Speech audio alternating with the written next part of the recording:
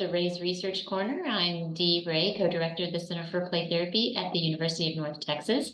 And I'm doing something a little bit different today. I'm going to be using my computer to show something about research and share with you some resources that are available to us as play therapists. So I'm going to share my screen here. And what I wanted to show you is a site that's called the California Evidence-Based Clearinghouse for Child Welfare site. And on it is a list of all the programs that the CEBC has determined to be evidence-based, or maybe they've determined that they're not evidence-based. But how you can find that out is if you go there and you click into their search feature, and let's say you type in play therapy, so you can see it's CEBC4CW.org.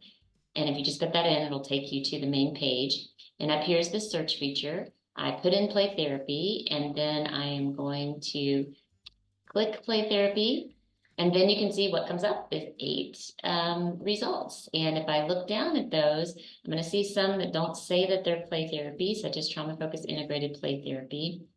And if you see that, you can, well, again, that one does say play therapy, but if you look at it, it's going to tell you that it has not been rated, so it doesn't have an evidence to it. But I'm going to go backward, and then the second one you can see is child-centered play therapy. And if you go to that and you click on it, it'll tell you what child-centered play therapy has been rated and for what areas. And then it gives you way more information about what that is and how you get training and the evidence behind it. And it does that for each of the play therapies that it has listed. So it is child-centered play therapy, child-centered group play therapy, child-parent relationship therapy, level 1 TheraPlay, and NMIM. And then these other two on FAST, and is a program that incorporates play therapy in it, and the trauma outcome process assessment model, which has again not been rated, so not one that is really showing evidence, and also for the relief nursery. And when you see those, what you're usually seeing is some component of play therapy as part of the program. But that is one of the resources that you can use to show that, oh, play therapy, there is evidence for its support. And I'm going to stop sharing that screen. So now I want to take you to another site that determines about evidence-based programs, so we can look and see if play therapy is a part of that. So it's another resource that we can use. So I'm going to share my screen again. And when I do that, you will see that up comes the Title IV Prevention Clearinghouse. And so here, it is, again, a federal government entity that determines the evidence base behind interventions. So let's say we wanted to find out, is play therapy recognized through Title IV? So I'm going to click on, so I go to preventionservices.acf.hhs.gov. And then I'm going to go under to find a program or service. And under the search right here, search for a program or service by name. So let's say I put in play therapy here. We'll see what comes up. And what comes up is a bunch of stuff. So, I just want to let you know, like, if you put in something like play therapy, if it has the words play and therapy in it, a bunch of stuff is going to come up. So it's not necessarily play therapy. So you kind of have to go through the services and see. So you can see some of these might have play therapy in them, but for the most part, most of them don't. But then you come upon the ones that do are play therapy interventions, like child-centered group play therapy here, child-centered play therapy.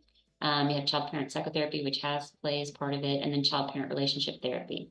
And it'll go on and show you more, but you'll see through that they don't, a lot of them aren't play therapy. So you kind of have to read through it and see, is this really play therapy or not?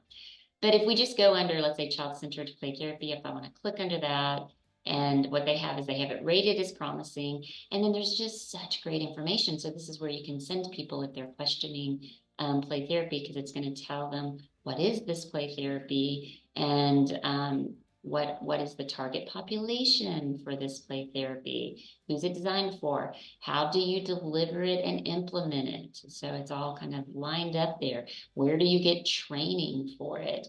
And then what evidence supports it? So when I'm always talking about, this research that we're trying to do to support play therapy. This is where this comes in about what studies have been done and what supports it.